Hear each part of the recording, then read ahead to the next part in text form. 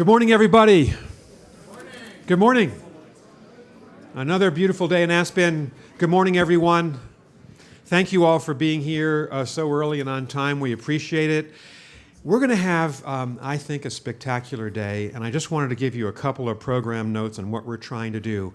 Yesterday, as you will remember, we had a big focus on Russia and China.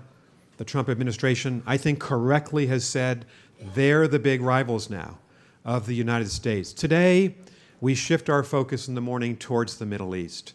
You'll see that the United States shot down an Iranian drone yesterday, that the Iranians apparently have taken an Emirati frigate and are holding it.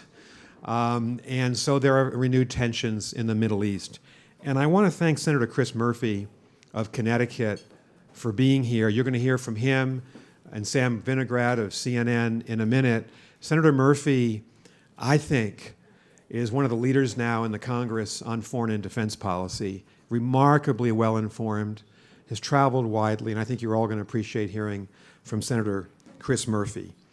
We're also going to have a big panel on the future of our relationship with Iran. I just say one thing. Yesterday, we talked about the importance, I think every speaker said this, the United States is stronger when we work with our allies and our partners. NATO magnifies American power. Admiral Davidson in Greenwald Tent yesterday. How can we succeed without Japan and Australia and South Korea in the Far East? We're limited right now on Iran because the Trump administration has walked away from Britain, France, and Britain, France, and Germany on the Iran nuclear deal. And we no longer have this P5+1 group with Russia and China all working against the Iranians. So when you think about the crisis in the Middle East, suddenly the United States is without our normal partners and allies backing us up. We're going to have another conversation with General Robert Ashley, an incredibly impressive person, director of the Defense Intelligence Agency. You'll hear from him later in the day. A big panel on the Afghan war. We have the Afghan ambassador to the United States and General Doug Lute, our former coordinator of the war in Afghanistan. Should we bring that war to a close is now a big subject in Washington. The president's thinking about that, and there are negotiations underway. At the end of the day, we'll hear from, I think, one of the finest American diplomats of the last 30 years, Ambassador Jim Jeffrey, who's President Trump's envoy to the Syrian war. Still 12 million homeless in Syria. And a Russian-Iranian Hezbollah offensive in Idlib province that could bring more refugees, more violence to that country. And we end today talking about the future. It's the future of the United States in space. And what an appropriate time to do that as we reflect on the magnificent achievement 50 years ago, this week, of Apollo 11. Its safe return to Earth after having landed on the moon. We've got a remarkable day. I want to thank all of you for being here. And I want to pay tribute to a close friend. And I want to call her up. And I want to ask her to say a few words. We, as you know, have a series of corporate sponsors, and we love them all. We love NBC and MSNBC. That relationship allows this forum to be broadcast not only throughout the United States, but to the world at large. And Andrea Mitchell, in my view, and the press is so important to our democracy and freedom of the press, and the press as a fundamental part of American democracy is so important. There could not be a better example of that than Andrea Mitchell. And you may not know that it was just announced that in September she's going to receive the Lifetime Achievement Award from the National Academy of Television Arts and Sciences. No one is more deserving than Andrea Mitchell. Please take the stage.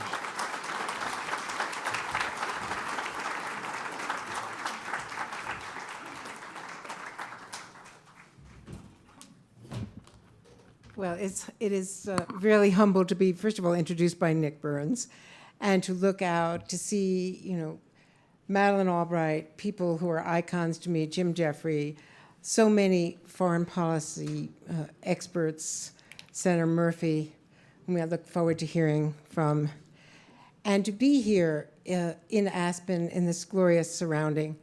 On behalf of NBC News and MSNBC, we're so proud to be returning to the Aspen Security Forum. As we saw last year, What is discussed here in Aspen reaches a population far beyond this beautiful Meadows campus and has an impact on the critical security issues impacting our nation and our world. And I want to thank our partners here at the Aspen Institute. Huge thanks to Dan Porterfield and to Nick Burns, of course. We really value this partnership. Our team looks forward to attending this forum every July. We know that the discussions that happen here are so critically important to our reporting, our understanding of the issues around the world in the coming year and beyond. And our thanks to Deb Cunningham and to John Hogan, who work so closely with our team on planning every one of these sessions months and months in advance. Over the past 3 years, these discussions have provided tremendous value to our reporting teams. We're proud to have 9 of those NBC News correspondents here, the best of our teams, as well as 11 NBC News and MSNBC's contributors, 5 of whom are participating in panels this week. Across the platforms of NBC News and MSNBC, we're providing coverage of this event across 12 programs. NBCnews.com is live streaming panels. Our social team is providing real-time updates. And our new streaming platform, NBC News Now, is providing live coverage throughout the day. And we, of course, have our new global partners, Sky News, around the world. So we are really a proud broadcast and social media partner for all of you. I'm looking forward to my conversation today with former National Security Advisor Susan Rice. And I have to give special thanks to my friend Nick Burns, who went to extraordinary lengths, and to our partners here at Aspen to make her visit possible today. To say that this partnership is important for NBC News and MSNBC is really an understatement. Every year we watch as this forum grows in importance. We look forward to strengthening this partnership in the years to come. I have to say, personally, it is just such an honor and privilege to be here with all of you. And thanks so much, and I look forward to Senator Murphy.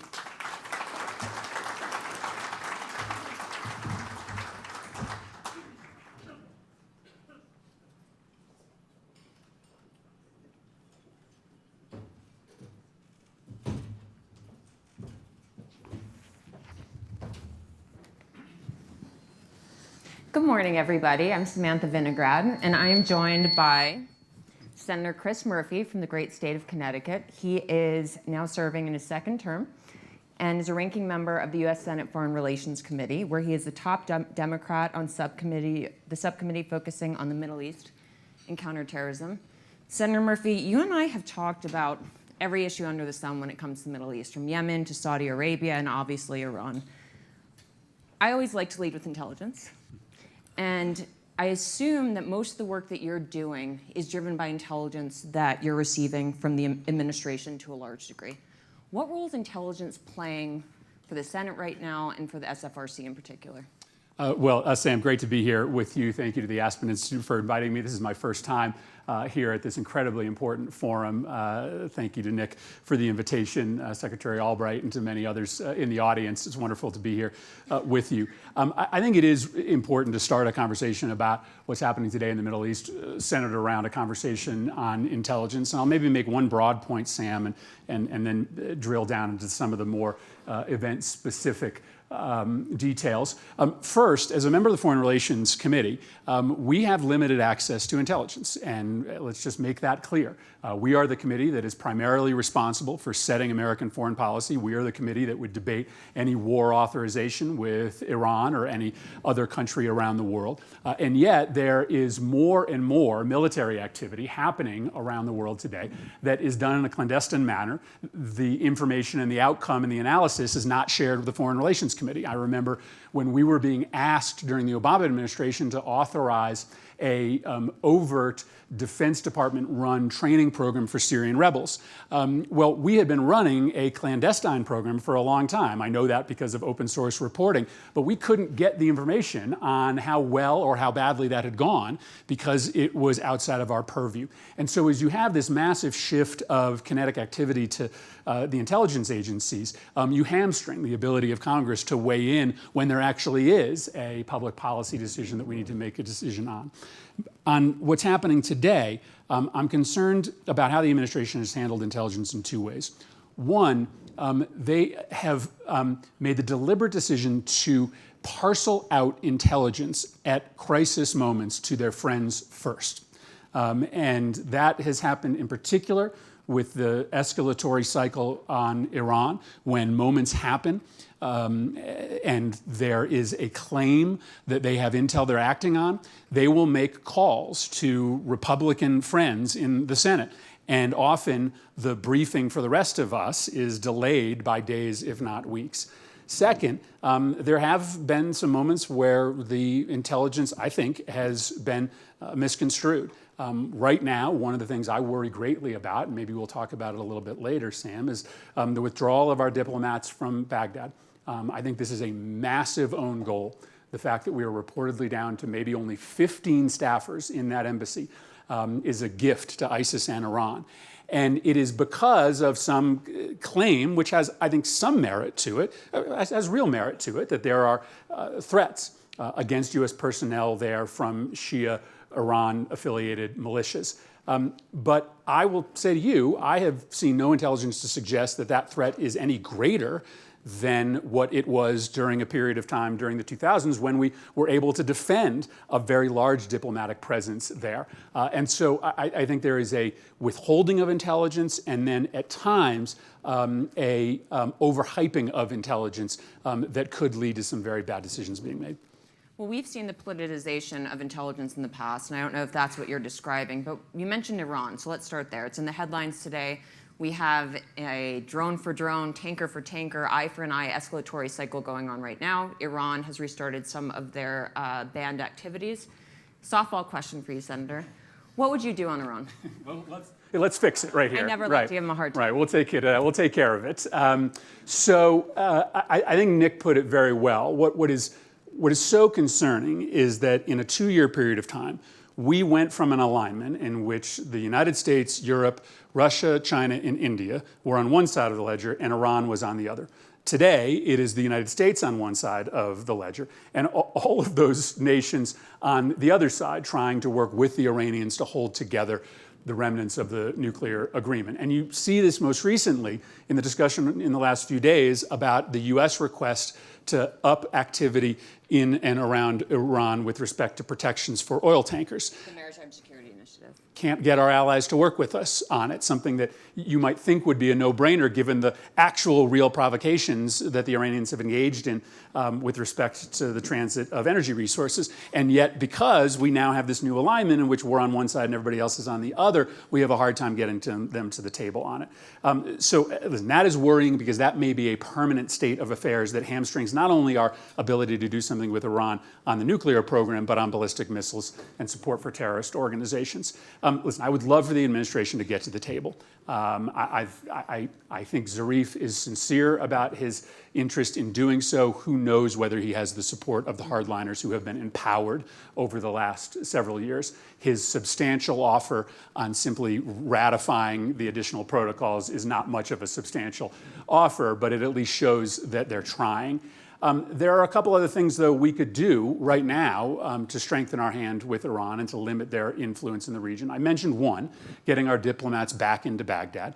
Every day that we have no presence in Baghdad is another day that Iran can up the presence and the political impact of the Shia militias, right? We are waiting for the day in which this technocratic government in Baghdad is forced out because of the Shia militias increasing political power. Senator, if I can just jump in, to protect those diplomats and more generally in the region, would you be prepared to see the deployment of more military assets to the region, again, for force protection or diplomatic protection? I would. And listen, I think in Iraq we have to have a longer-term commitment. Right now we're doing appropriations and troop-level commitments on a year-to-year basis. Listen, I'm a hardened opponent of the Iraq war, thought it was a mistake, but I think we have a moral commitment to help that country rebuild, especially after what we asked them to do with ISIS. So I would certainly support additional forces there if they are for diplomatic protection. And then let me just, Sam, mention one other thing, getting out of the Yemen war. Right now is the moment as the Emiratis are pulling out their forces. The Saudis have no ability to really push forward militarily without the Emiratis there. I think the Houthis are falling further and further into the Iranian camp every single day that war persists. We can cut off an increasing source of Iranian influence if we force a negotiation. And right now, I think only the United States can get a negotiation done in Yemen. As much as I love our UN envoy there, I think the United States needs to be the interlocutor.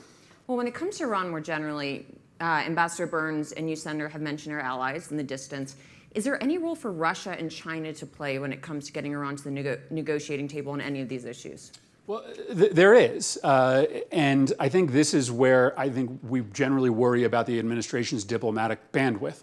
It seems as if we have the ability to litigate one or maybe 1.5 issues with China at any one time. With Russia, perhaps the same. And so the Obama administration was, able to walk and chew gum at the same time with China. You did a decent job at working them on climate issues while bringing them into the table on the Iranian nuclear negotiations. I just simply think the administration doesn't have the capacity to do that. Theoretically, of course, they could try to help broker a return to the negotiating table, but I simply don't think this administration has the personnel with which to do all that. You mentioned Yemen, and you've been quite outspoken on human rights abuses in Yemen, quite outspoken on Saudi Arabia's human rights abuses. Is there a way for the United States to look at its alliances in the region with countries there, the UAE, Saudi, Egypt, and to stay allies, but to hold them to greater account when it comes to what they're doing domestically and in other countries in the region as well from a human rights perspective? So this has been our historic position in the region. We have always said to our allies that we are willing to be with you when our interests align, and sometimes even when they may depart partially. But when there's a substantial difference between your interests and ours, we can't walk down these roads with you. And the sort of unconditional commitment that we've made to the Saudis, the idea that because we are allies with the Saudis, anything they ask from the United States must be responded with an affirmative answer, is a betrayal of U.S. national security interests, but I also think a misunderstanding of our historic positioning in the region. And so I understand this concern, perhaps mythology, that if the United States tells the Saudis, we're not going to go down this road in Yemen with you, that the alliance will fall apart. But I think it is that, a mythology. I think the Saudis are certainly making overtures to the Russians, as they always have, now to the Chinese on different weapons systems. But the United States as an ally is irreplaceable. They are never going to turn their backs on us. But right now they are abusing us. They are taking us for granted. They have become the dominant partner in this relationship. And this war in Yemen is a national security nightmare for the United States. AQAP, ISIS getting stronger, a famine, a cholera epidemic, all blamed on the United States. This is the moment for the United States to step in. And I actually think this is the moment for the United States to say to the Saudis and the Emiratis, we want to be partners with you in peace. We want to help get you to the negotiating table, something that this administration has been unwilling to do. And I don't understand that. I don't understand why this administration refuses to play a mediating role in the Yemen conflict, why they have outsourced this to a UN, which thus far has proved largely incapable of landing this plane. What leverage do we have? Our foreign assistance posture has changed dramatically, whether it comes to Syria, negotiating some kind of solution there, Yemen, similar story. What leverage do we have over the Saudis, over the Emiratis, over the Houthis, or any of the parties in Yemen at this point? Well, I mean, some of this is natural leverage. I mean, there is a tiring of this conflict. I spend a lot of time talking to all sides of this war, and this is a moment where I think people want to get in agreement. The battle lines are largely stagnant. The Emiratis, as I mentioned, have essentially pulled out, leaving the Saudis friendless. So there just is a moment in time that would allow for the United States to come in. But we've given away our leverage with the Saudis. I mean, by telegraphing to them that after the perpetuation of possible war crimes in Yemen with U.S. assistance, the kidnapping and dismemberment of a U.S. resident, you get rewarded for that. You get a deeper defense partnership. You get a deeper nuclear, civil nuclear partnership. You get a visit from the Secretary of State. The Saudis don't feel like they have much to fear from us. If they really thought that we were willing to change the nature of our security relationship, if they didn't come to the negotiating table on Yemen, they would. Right now, they think that they have this administration in a stranglehold.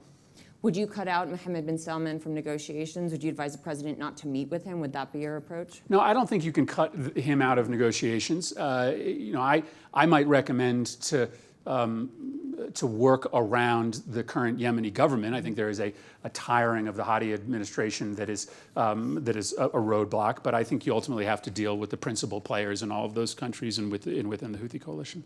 Final question for you before we open it up to the audience. Syria is another topic that Ambassador Burns mentioned. Proxy war was going on there. We withdrew. The Syrian people are still being terrorized by Assad. Is there anything else that we should be doing right now in light of the withdrawal of U.S. troops?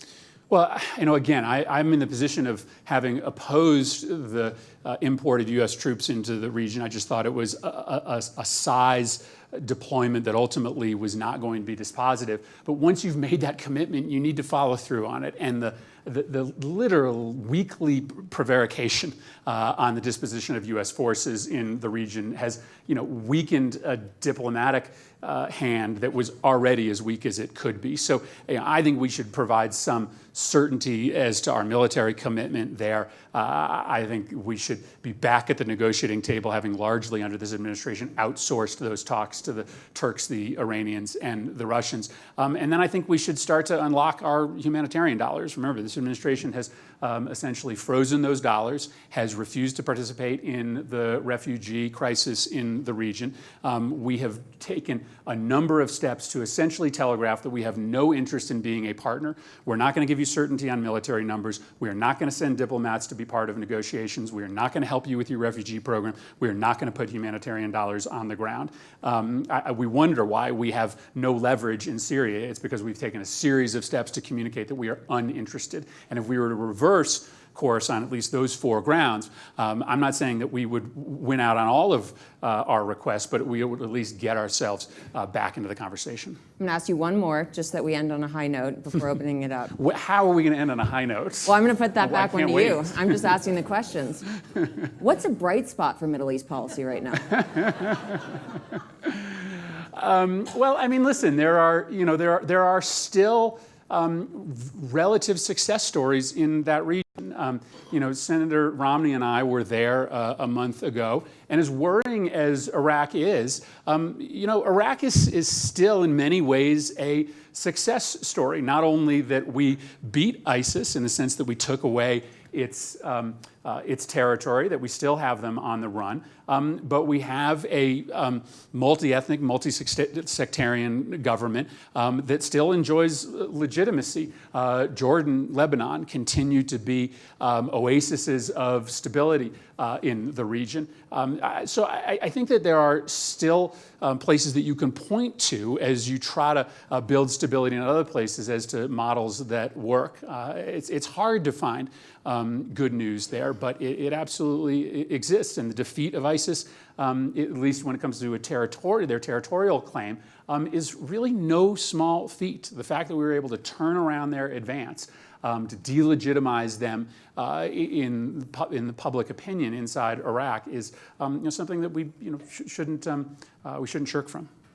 Thank you, Senator. And now we'll take maybe two or three questions all at once and then let the Senator answer. In the back, yes.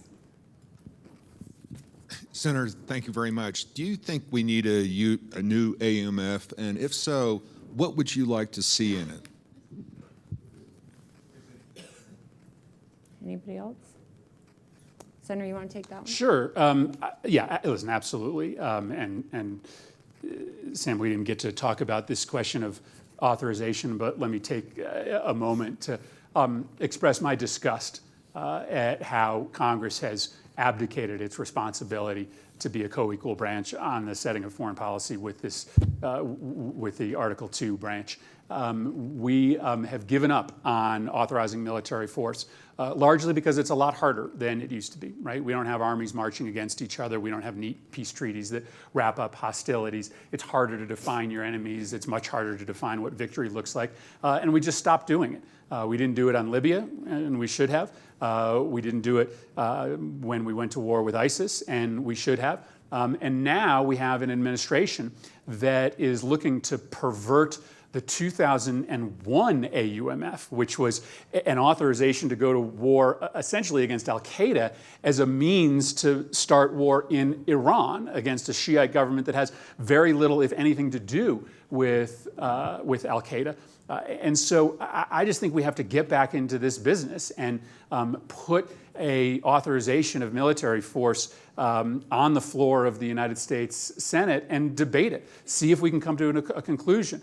We tried that back at the very end of Democratic control of the Senate. We actually got an ISIS authorization passed through the Foreign Relations Committee. So it's a way to show that it isn't impossible. But it is also incumbent upon the administration to show restraint as well. The Obama administration rightly showed restraint in deciding not to bomb Syria without coming to Congress. And there was all sorts of smart people in Washington who said that was such a political and national security mistake that the president showed weakness in waiting to come to Congress. He should have known that he couldn't get authorization, and he should have just gone and done it himself.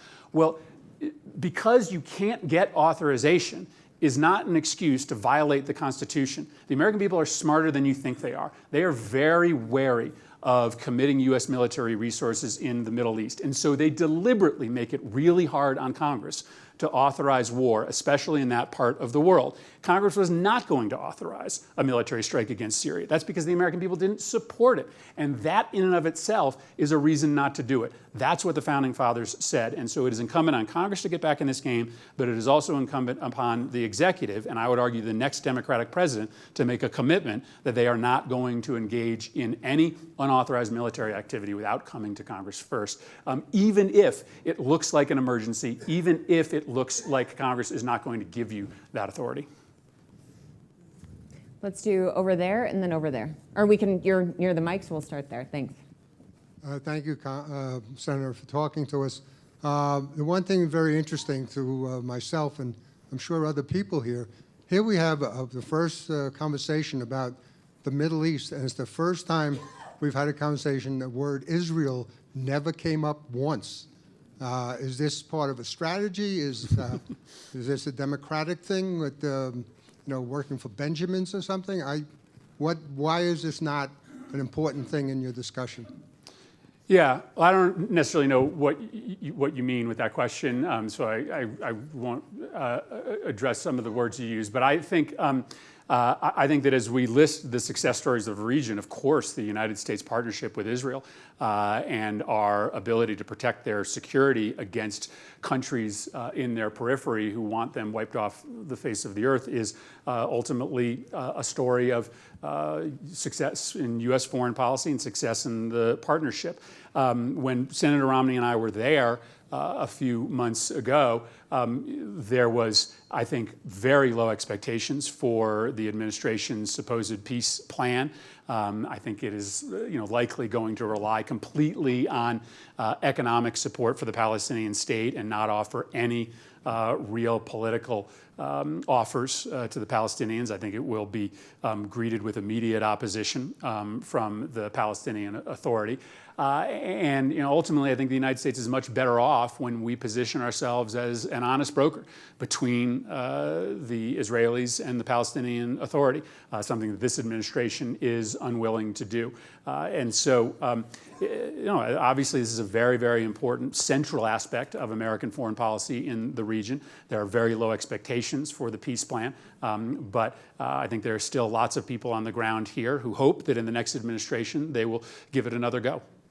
And Senator, you visited Israel recently with Senator Romney, is that right? I did, and again, we were there, just as there was expectation of this plan emerging, and we talked with the Prime Minister. We met with the new Prime Minister in the Palestinian Authority.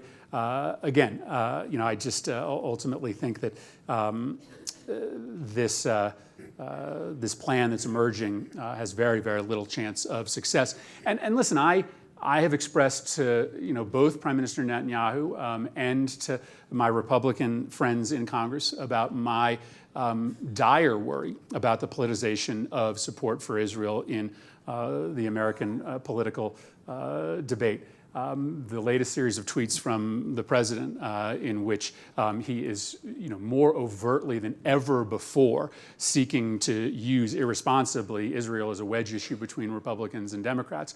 The way in which Republicans have intentionally put legislation on the floor of the Senate and before the Foreign Relations Committee that divides Republicans and Democrats on the issue of Israel, when with a few tweaks to that legislation, you could have gotten 80 to 90 members of the Senate supporting it, I think is a really dangerous prescription for this debate and dialogue going forward. Israel, when I got to the Congress in 2007, was one of the few issues where you went out of your way to try to build consensus. And that has fundamentally changed in the 10 years that I've been in Congress. Now Republicans look at Israel as a gold mine of opportunity to try to divide Republicans from Democrats, and I think that's a really horrible national security and political mistake.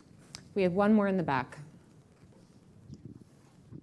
Thank you very much. Hey, Chris. Can you comment on the Turkish conundrum, both tactically in the short run and strategically in the longer? I mean, listen, I think the issue is simple here. There has to be a consequence for a NATO ally running to Russia for a defense system that could ultimately compromise United States national security. Period, stop. I understand the risk of splitting a important NATO ally from the coalition.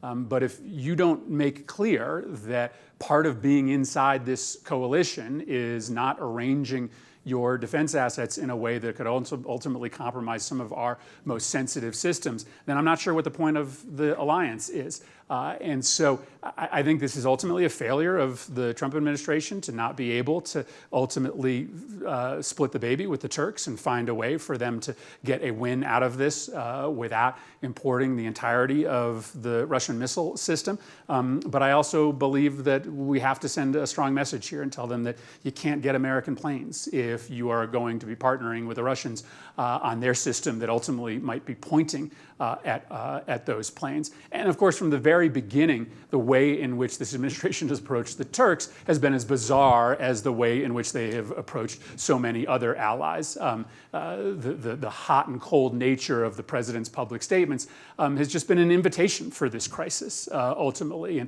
And we sometimes think that the president's Twitter feed and his public statements are divorced from reality. How many times has Mike Pompeo come before our committee in the Foreign Relations Committee and told us not to pay attention to what the president says, just pay attention to what the State Department does? That's a really convenient way to try to excuse the president's recklessness. But this is an example where the Turks paid attention to the scorn that the president heaped on Erdogan and his lieutenants early in his administration. And that mistake, that social media mistake that we all like to write off as just bluster, it is coming home to roost for this administration right now. And so just yet another example of how the recklessness of the way that the president talks has real ramifications for U.S. national security around the world.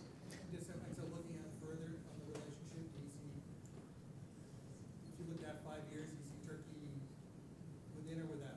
Well, listen, I think what's happening inside Turkey today is fascinating. We're going to have to watch the politics of the developing opposition to Erdogan and his party. There has been no viable opposition there for almost a decade, and of course he has done a wonderful job of controlling the media and locking up political opponents as a means to consolidate his power. But you have seen these early grass shoots in the mayoral election and in other regional political battles of a potential popular resistance mounting, and I think it's hard to answer which way Turkey goes without understanding what his political opposition looks like, whether it can achieve maturation. What we do know is that their economy is is hemorrhaging, is hurting, and that for a long time they had received, rightfully so, the bounty of this perception globally that Turkey was aligning itself with the West and aligning itself with the European Union.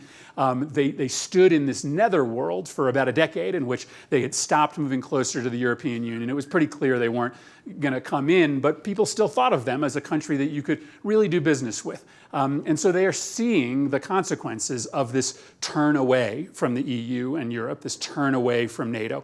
And perhaps as they understand that the only way to build a growing economy for their people is to turn back, we may see a future for Turkey that is Western oriented in the way that I think we maybe took for granted its future was going to be 15 to 20 years ago. So watch the political debate play out, watch the continued atrophy of their economy. I think those are the signals that you can look to as we try to hope. Listen, I think they're an incredibly important ally. I desperately want them to be a full, complete partner in NATO. I root for them to make a decision to re-engage with the European Union. And I think their domestic profile over the next few years will tell us a lot about whether that's going to come to fruition. Senator, thank you. We're out of time. Thanks for being here.